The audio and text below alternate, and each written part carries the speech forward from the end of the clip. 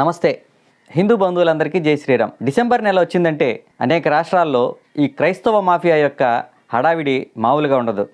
వాళ్ళకు ఉన్నాయి 2 పండుగలు అనుకోండి, ఆటి రూపేణ వాళ్ళకి ఏం చేయాలో తెలియక ఈ ఉన్న రెండింటిని బేపచ్చమైనటువంటి రాద్ధాంతం చేసే విధంగా చేస్తారు.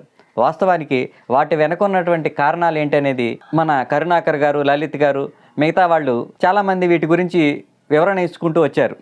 అవేంటంటే డిసెంబర్ 25వ తారీఖు యేసుక్రీస్తు పుట్టినట్లుగా బైబిల్లో ఎక్కడైనా ఉంటే కనుక ₹1,00,000 బహుమతి ఇస్తామని చెప్పి శివశక్తి నుంచి గతంలో కూడా ఒక ప్రకటన ఇవ్వడం జరిగింది. ఇప్పుడు నెక్స్ట్ ఒక వారం రోజుల తర్వాత జనవరి 1వ తేదీన న్యూ ఇయర్ సెలబ్రేషన్స్ అని చెప్పేసి చాలా పెద్ద ఎత్తున సెలబ్రేషన్స్ జరుగుతూ ఉంటాయి. మన దీపావళికి వచ్చిందంటే టపాకాయలు కాల్చకూడదు, బాంబులు కాల్చకూడదు, అది పర్యావరణ పరిరక్షణకి హానికరం అని చెప్పేసి చెప్తూ ఉంటారు.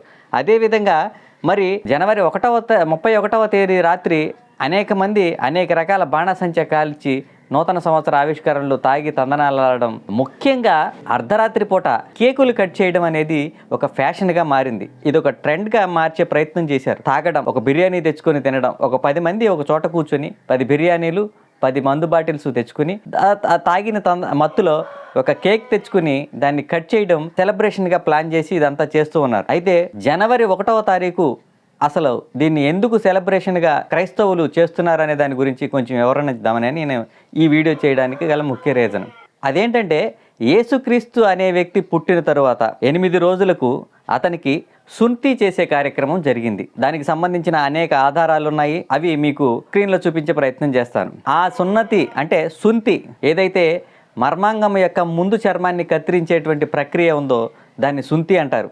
ఇది ముస్లింలలో ఎక్కువగా జరుగుతూ ఉంటుంది. ఇదే క్రమంలో యేసుక్రీస్తుకు కూడా సుంతి జరిగింది అనే విషయం చాలామందికి తెలుసు.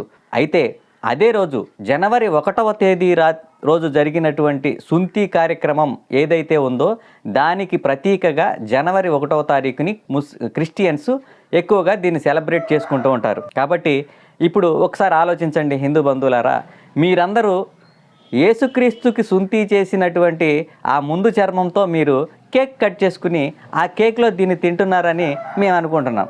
కాదంటారా? అయితే ఒకసారి ఆలోచించండి. ఈ జనవరి 1వ తారీఖు అనేది మనకు సంబంధించిన విషయం కాదని చాలామంది సోషల్ మీడియాలో అనేక పోస్టులు పెడుతూ ఉన్నారు.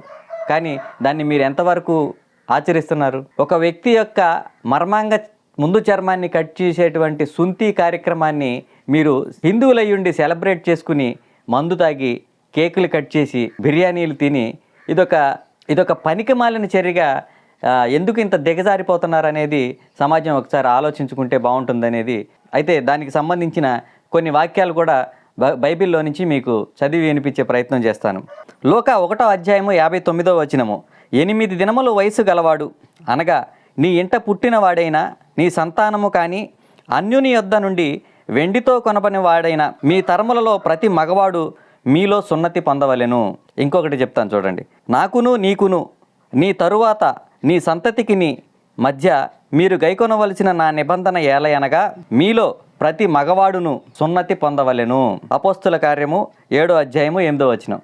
ఏంటంటే దీని అర్థం, క్రైస్తవములో ఉన్న ప్రతి వాడు కూడా సుంతి చేయించుకోవాలని చెప్తుంది. అయ్యా పాస్టర్లు, ఎంతమంది మీరు సుంతి చేయించుకున్నారు? సుంతి చేయించుకొని ప్రతి ఒక్కడు కూడా క్రైస్తవుడు కాదు, ఈ సమాజానికి సంబంధించిన వ్యక్తి కాదు అని మీ బైబిల్ నొక్కి వక్కాణిస్తుంది.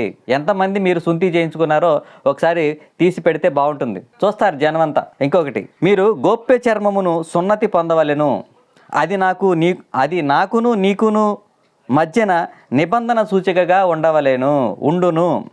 రోమియోలకు రాసిన పత్రిక 4:11 అధ్యాయం 4వ అధ్యాయం 11వ వచనం. మీరు ఒకసారి చెక్ చేసుకుంటే బాగుంటుంది. ఒకవేళ మీకు తెలియకుండా ఎవరన్నా సుంతి చేయించేశారా? మేము నిఖార్సైన అసలు ఈ సృష్టి మొత్తంలోనూ, ఈ ఆంధ్రప్రదేశ్లోనూ లేకపోతే ఈ గ్రామంలో నేనే ఒక నిఖార్సైన క్రైస్తవుడిని, నేను దైవ కృప పొందినటువంటి వాడినని డప్పాలు కొడుతూ ఉంటారు కదా. అన్నిటికంటే ముందు మీరు సుంతి చేసుకున్నారా లేదా అనేది ఒకసారి క్లారిటీ చేసుకుంటే బాగుంటుంది అనేది ఈ వీడియో ముఖంగా మీకు తెలియజేస్తున్నాను. కాబట్టి హిందూ బంధువులారా, ఇకనైనా ఈ దరిద్రపు కొట్టు ఆచారాలు వ్యవహారాల బారిన పడకుండా మనదైన స్వచ్ఛమైన భారతీయ సనాతన ధర్మాన్ని ఆచరిస్తారని కోరుకుంటూ నమస్తే, జై శ్రీరామ్, భారత్ మాతాకి జై.